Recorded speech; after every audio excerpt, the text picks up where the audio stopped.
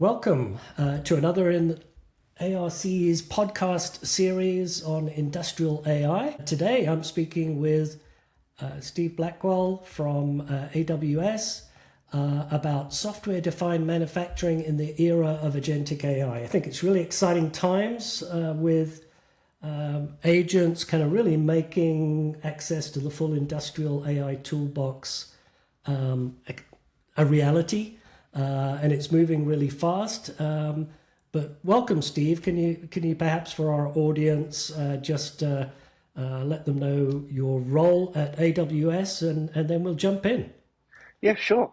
Thank you for having me, Colin. My role at AWS is I lead our manufacturing center of excellence. So my team owns the business strategy, technology, partners and solutions for us in the manufacturing industry, covering four kind of main areas of manufacturing, which is product engineering and design, smart manufacturing, supply chain, and smart products and services.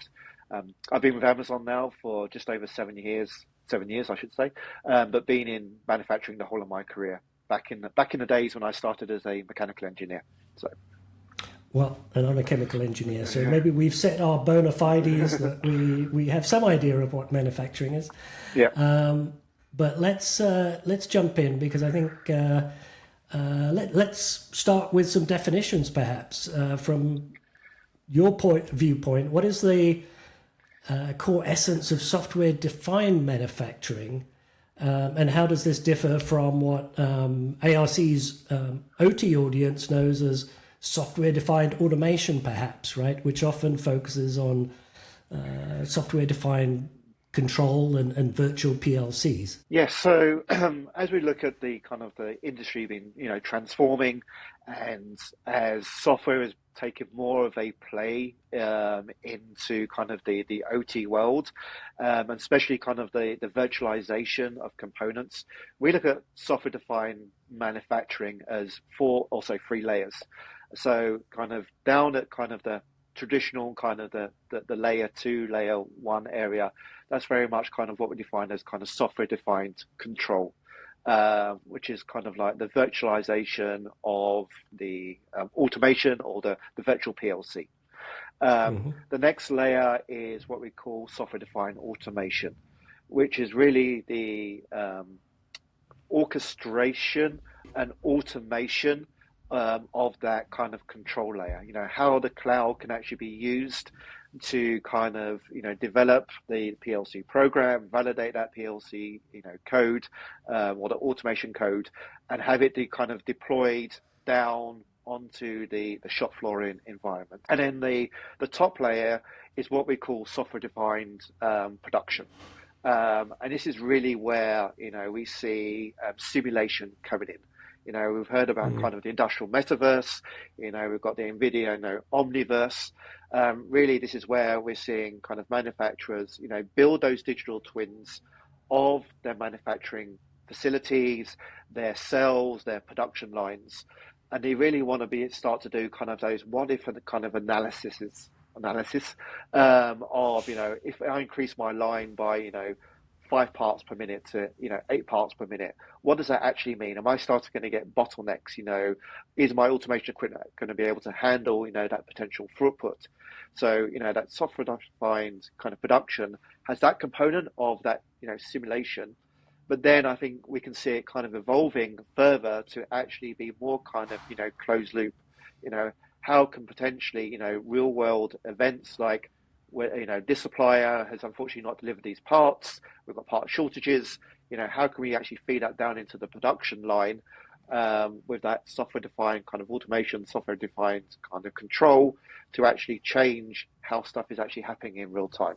So okay, and it's just as you were speaking there, Steve, I was reflecting on Siemens Realize Live. I was there last week, and we had a lot of discussions about the role of digital twins and kind of closing the loop, and with their acquisition of Altair and a couple of other interesting acquisitions. I'm in the process of writing kind of about really how that that potentially comes together. I wasn't calling it software-defined manufacturing, but as you kind of described that, it sounds like it's kind of getting, it's almost, I guess I'll have to think about it a bit more, but it kind of fits in with with much of what we've heard about industrial metaverses and the role of digital twins, but it's closing the loop with software-defined automation and software-defined control, right? Yeah, correct. I mean, if we look at, how, I use the generic term kind of AI, has kind of grown from a use case point of view in, manufacturing. I think, a lot of people have been focusing on kind of predictive maintenance or, computer vision for, quality control. And that's really, been the application of machine learning models, either in the Mm-hmm. cloud or at the edge for those kind of low latency, use cases. But if we kind of evolve that and see how, AI is, growing and being more applicable, it really can start to be, applied in kind of that real time, use cases potentially where if you look at, closed loop control, if you've got software defined control, software defined automation, and you've got an AI model with high levels of kind of, accuracy, you could be looking at, potentially, using your golden batch and, set points, monitoring machines in real time. And you could have that AI model provide kind of, feedback back into the machine to adjust potential parameters, to ensure that you're always adhering to that kind of golden batch and you're not creating, defects and so forth. So, that's just kind of, one example of we see how, AI can start to be used as part of that whole software defined, manufacturing. And then, as you said, kind of, as you start to look, broader and, go beyond that single use case, how, simulation can be used a lot more of the overarching kind of planning Right. process. So, All right. Yeah, and I'm starting to hear the phrase software-defined everything, right, as yep. as kind of a broader trend. But maybe let's switch gears a bit and kind of make the connection with agentic AI, right?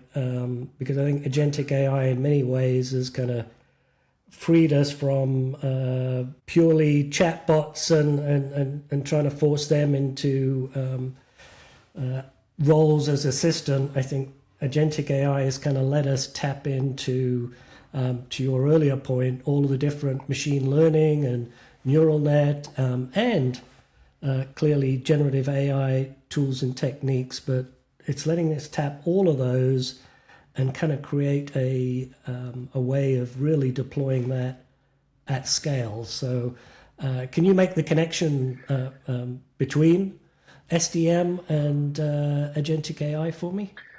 Yeah, I mean, yes. I mean, for us, agentic AI, is one of really kind of a key enabler that's actually going to enable software-defined manufacturing for manufacturers. The good example I always go to is I'll go back to my my predictive maintenance example. If Right. someone's deployed predictive maintenance machine learning model, generally the output of that machine learning model is going to create a value in a dashboard. Okay, dashboards are only great if someone's actually looking at that dashboard. Now, but if you truly think of, look at manufacturing, in Industry 3.0, automation and robotics really kind of drove, that next level operational efficiency for manufacturers. For me, agentic AI in, Industry 4.0 is going to deliver that next level and enable manufacturers to truly get to software-defined manufacturing. So going back to my predictive maintenance example, just see, how agents come into that. So machine learning model, predicts that a potential asset is going to fail in the next, couple of months potentially. You can then think of like agents. Okay, so now you've got your input to start kind of a workflow. Agents can now kind of orchestrate across the multiple different systems to go, okay, do we have that? Is that a serviceable part? That's going to be retrieved from one system. Do we actually have the spare parts in stock? If we don't, do we need to actually order them? And, do we then need to then, we've got the parts in the stock, it's going to take, 2 hours to actually complete this one. Let's now create a record in our maintenance system to actually perform that actual maintenance task.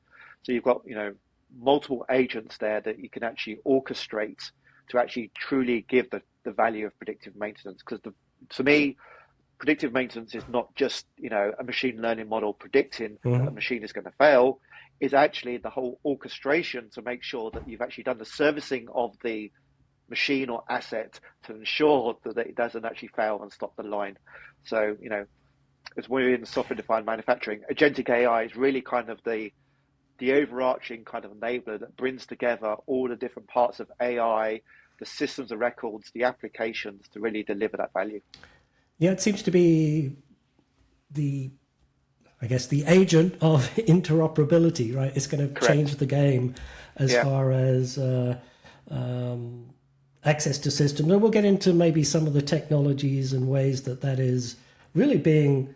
I've just been amazed at how quickly we've seen all the major infrastructure players, enterprise software players kind of share and adopt open source standards for, I hate to call them standards, but let's just say open source approaches to agent interoperability. But before we get there, maybe talk a little bit more about that. You gave an example of an agent, although I think really in practice that could have been several agents, each Correct. with dedicated tasks. So we're usually now, I think, talking about achieving software-defined manufacturing or software-defined everything using a combination of existing systems that are well understood, and you could almost view those as legacy systems of record that are going to get a new lease of life. Yeah. Because these agents need those systems actually to actually perform actions, or for those agents to monitor what's going on. But it's really a multi-agent orchestration world that we're kind of seeing evolve. Yeah, agree. I mean, I don't think, I could be wrong, that, those systems of records, those, MES systems, the ERP systems, the MRO, enterprise asset management systems are always going to be needed within manufacturing because the systems of record. But, traditionally they've been very, transactional. What sometimes I call swivel chair, where you're going across multiple screens or multiple applications to perform, a process. Really, where I see the industry going is, agents can take over, that transactional, and that can actually automate going across those multiple systems of records to drive the business process and actually drive that value for manufacturers. Especially when we all know that manufacturing has got a skilled labor shortage. Right. Those automating and using agents. To me, is kind of very much a low-hanging fruit, addressing kind of that skilled labor shortage. So Agreed, and I think it's a great point you raise. In fact, that's why I and many of my fellow analysts at ARC are so excited about agentic AI. I'm not going to preach about, I don't like the term agentic AI, but I love agents, AI agents, and I love the multi-agent orchestration paradigm. I just happen to think that it's not really a new type of AI, it's a new architecture that makes use of all the flavors of AI and machine learning, and in some cases there may not be AI on the other end of that agent, right? It doesn't have to have an AI component. But I think what you're really saying is, the reason for that excitement is that we really see that fragmentation. It hasn't really stabilized that much over the 20-odd years that I've been looking at shop floor systems and factories. It's still a plethora of different systems, point solutions, kind of cobbled together. So I'm hoping this is really going to break things open in terms of interoperability in the factory and the factory with the supply chain.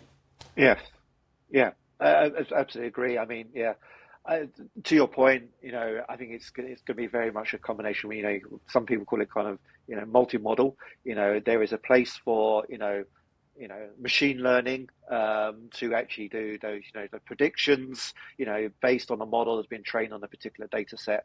The value of large language models is obviously interoperability of kind of in natural language, but also interpreting that data and providing kind of turning it. I always say turning data into information, and then kind of those agents to then kind of orchestrate across those multiple systems. So yeah. Yeah, and don't get me wrong, I'm very excited about Yeah. Gen AI, but I think a lot of its value comes from Gen UI, the fact that it is the way that you're interacting with very complex systems now.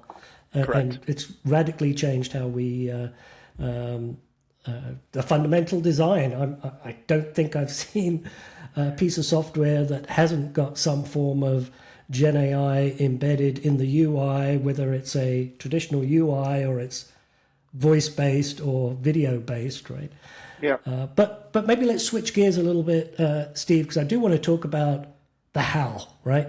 Yes. So what is AWS's strategy, and what key services or initiatives are empowering your customers and partners to translate the excitement about agentic AI into tangible software-defined manufacturing solutions? Yeah, sure. So yeah, I think again, I talked about the layer cake at the beginning when I defined software-defined, Right. manufacturing.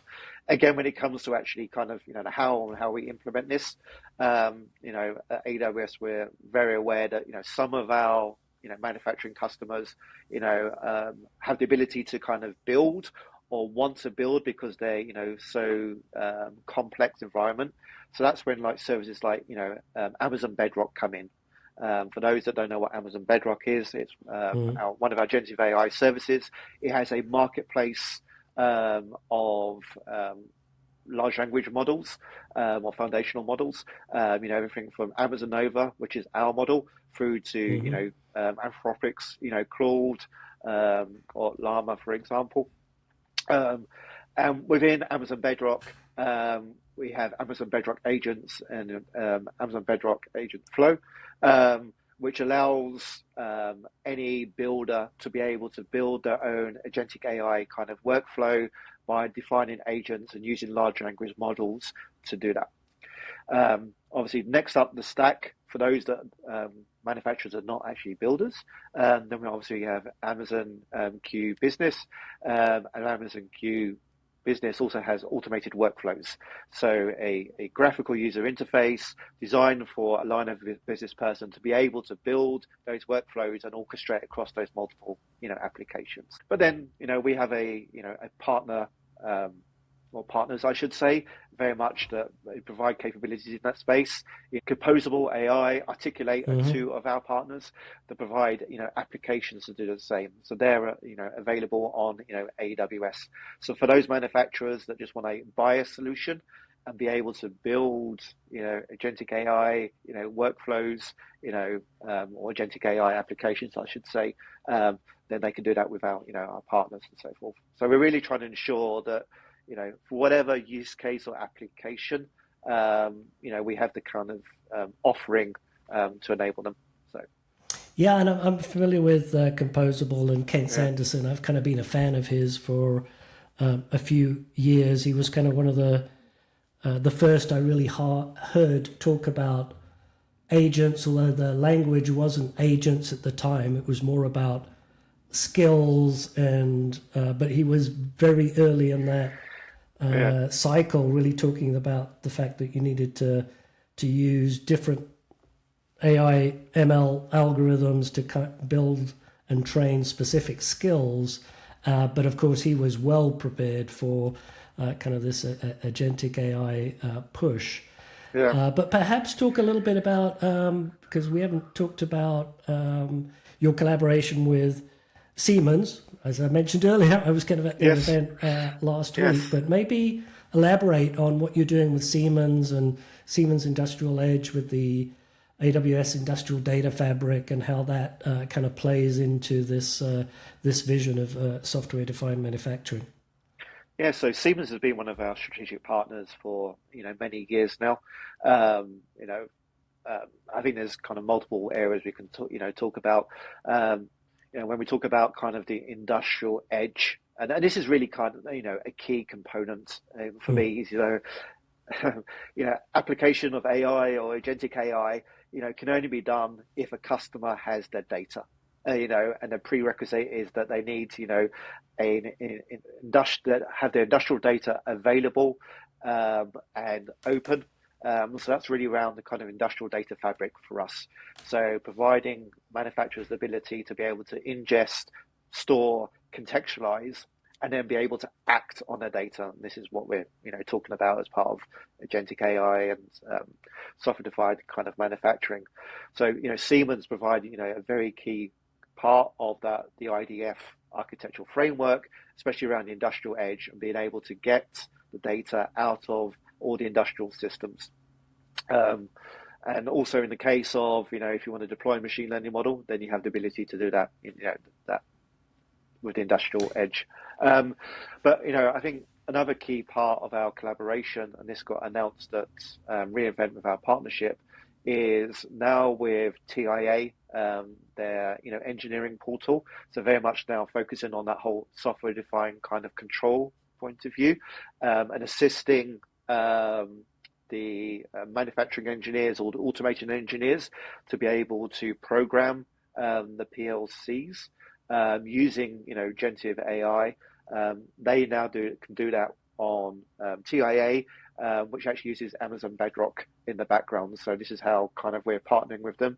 So they're now developing, or developed, I should say, TIA that uses Amazon Bedrock. So bringing really generative AI to kind of enable the process engineers, the automation engineers to be able to use it for that software-defined control, software-defined automation layer. Yeah, and you've triggered another thought, which is having just come back from Realize Live, I was reminded of kind of Siemens' massive footprint in automotive and obviously AWS as well. And it always strikes me as kind of one of the software-defined vehicles kind of are a step above software-defined control, right? But it maybe talk a little bit about what you're doing with major OEMs like Volkswagen and others that I know you're working with, and the intersection, I think, with software-defined vehicles and software-defined manufacturing. Yeah, I mean, if you look at just the automotive industry in general and kind of where it's going, I think driven by two areas, obviously the electrification, but also the in-vehicle kind of customer experience. It's very much going to very it's all software driven, from the infotainment system to all the multiple control systems that are actually in a vehicle, from running the motors to the windows and the HVAC system. And that really is what the architecture of vehicles have done, is they've gone from all these multiple different ECUs to now consolidating to kind of like and someone in the automotive industry is going to correct me here, but a single ECU that's kind of virtualized, has a hypervisor, do you allow it, and then gives the ability for OEMs to be able to constantly update and provide new features and push them down to kind of the vehicles to enhance the vehicle's operation, but also the customer experience. And if you kind of take that same kind of concept of how we're actually working with OEMs to obviously develop that next generation of vehicles, being able to virtualize the whole development and testing and validation of that software for those vehicles by actually virtualizing and running it in the cloud, and kind of really empowering the software development engineers. You can extrapolate that into kind of manufacturing, and where manufacturing potentially is going to go with Right. software-defined kind of control. Think of a manufacturer that's actually wanting to build, a brand new kind of factory. Could they, virtualize that whole factory? Could they actually build a digital twin of that factory in the cloud? Could they develop all the automation code? Could they actually then run kind of simulations of how that factory is actually, running to actually make sure that they've got no bottlenecks, no safety concerns, get the optimal kind of layout before they even kind of lay a single bit of kind of concrete type stuff. So I think there's a lot of learnings and technology Yeah, I that agree. we can Yeah. take from the automotive industry, like in vehicle, and bring it into kind of manufacturing. Yeah, it's kind of an extreme example of a smart connected product, right? Correct. Yeah. But there's elements we can learn from that and drive at scale. And Siemens would certainly agree with you in terms of they think they can achieve that virtualized digital twin of plants and iterate on the design and simulate just about everything, right? Yeah. Now maybe let's we've covered a lot of ground, but I want to make sure we talk about some of the details of perhaps the biggest barrier to the adoption of AI agents at scale, which is kind of the legacy and interoperability issues. And what really triggered my excitement about AI agents was probably when a strategic partner of yours, I believe you got a significant investment in Anthropic, right? When Anthropic kind of offered up Model Context Protocol, I think that was in November last year, so it's not that long ago, but that really triggered kind of a waterfall effect.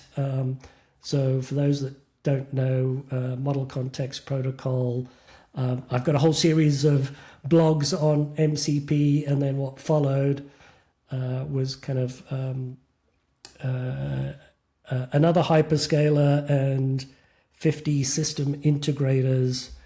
So Google, I think we can mention their name. I know you won't be too upset. They did something good, which was kind of promote this idea of agent to agent extensions so that you didn't just understand the context of AI models and the agents that were using them, but the A2A consortium that kind of built around these extensions started to define how agents could talk to each other. And then you very recently, I think it's just a week or two ago, right, announced AWS Strands. So can you maybe just paint that picture of what AWS Strands do? Because I was very excited when you told me about it, because I've been talking about the need for interop and the fact that you need to be able to deploy these agents on the edge and in the cloud, especially for us in the industrial sector. So describe what AWS Strands is and how that fits into the picture. Yeah. Sure. So I'd want to go a little bit back as well, because your point around kind of MCP, and one of the reasons why, for us, the real value of Industry 4.0, going really back to kind of bare bones, is enabling manufacturers to be able to use their data type thing. And that's why we built IDF, which is, how do we enable manufacturers to bring their data into the cloud and making it open and accessible for whoever needs it, be an ML model, be a thing. And just a reminder, Steve, because you used IDF and not everyone remembers. True. So Industrial Data Fabric, yes. Right, Yeah, okay. Okay.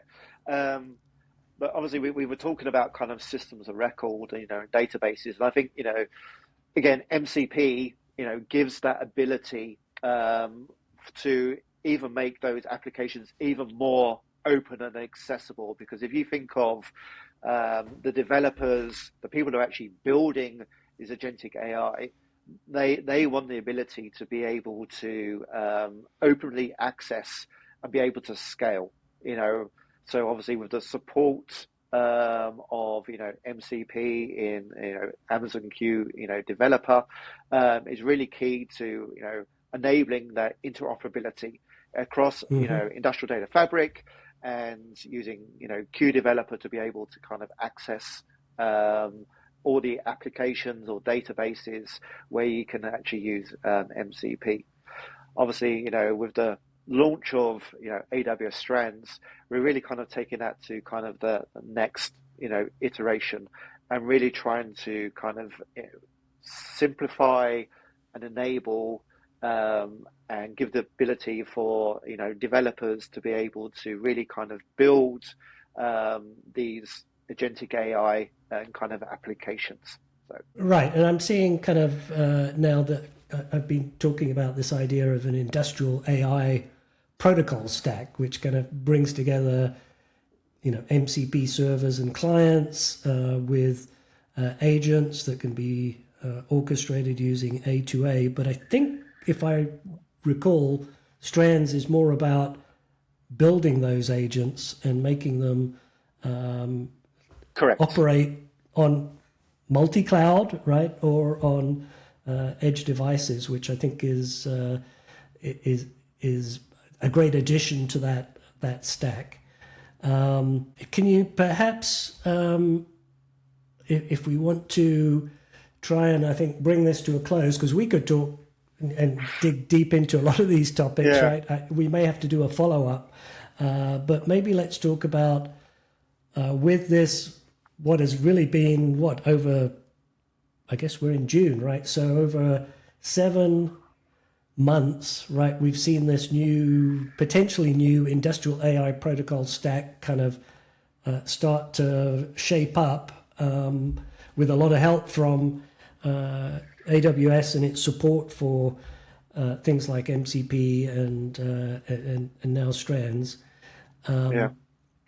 What's next? I mean, I start to look at, with actually hope, I look at the future of factory systems, factory and supply chain. I think supply chain's already talking a lot about AI agents, not just talking about, they're using them, but they kind of had knowledge graphs and kind of they have lots of algorithms that they can kind of use agents and kind of rethink how they orchestrate them, and in some ways solve the traditional siloed applications in their own portfolio with agent technology. But I get more excited about what we could potentially see in terms of the future of things like MES.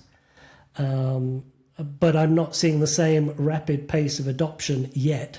Or do you want to give me some thoughts, Steve, on what you think the future of MES is? You kind of hinted at earlier, you don't think they're all going to disappear, but I think there may be some evolution that they need to do to kind of survive this wave or new era of agentic AI.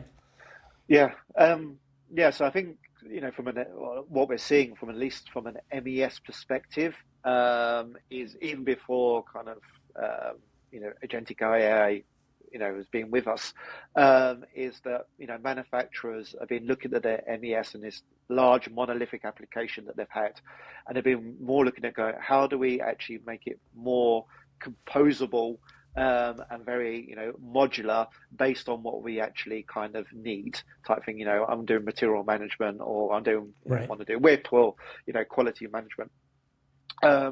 But then as we look at manufacturers integrating their industrial IoT platforms into MES applications, and then you then go, okay, so that's, now you're getting real-time data feeds that can actually start doing kind of events.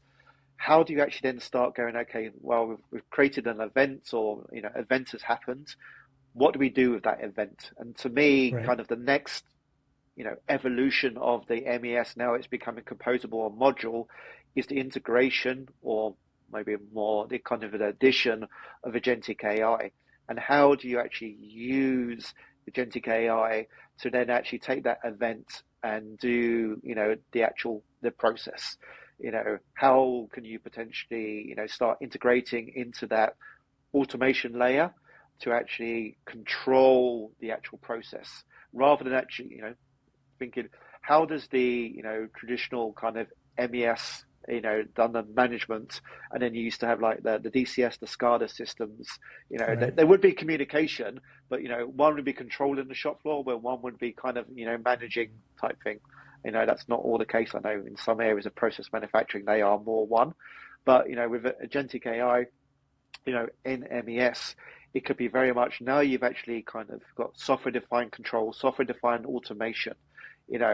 That MES can become a lot more integrated into the actual running of the shop floor, environment using agentic AI. Right? That's where I think it's going to be. Yeah, and I have some of my own opinions, but I will let my fellow analysts that cover the MES space really talk about how they see MES evolving.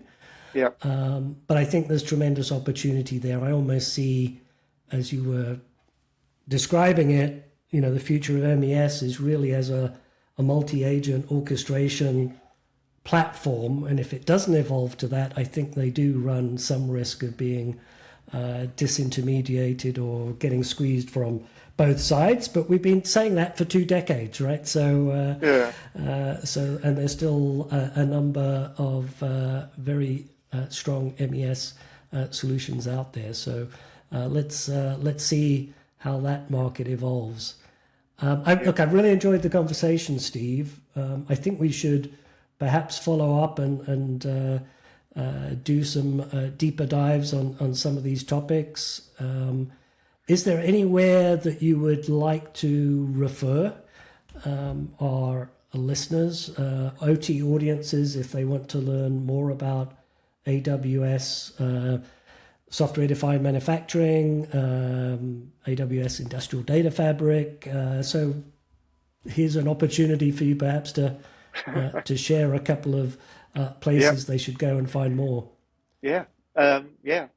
So the easiest thing to say is go to aws.amazon.com/manufacturing, and that will take you to our manufacturing specific landing page that will list all kind of our AWS solutions in the manufacturing space, including what we've been talking about today, industrial data fabric, our partners that offer, agentic AI solutions, and blogs talking around, software defined manufacturing, and such.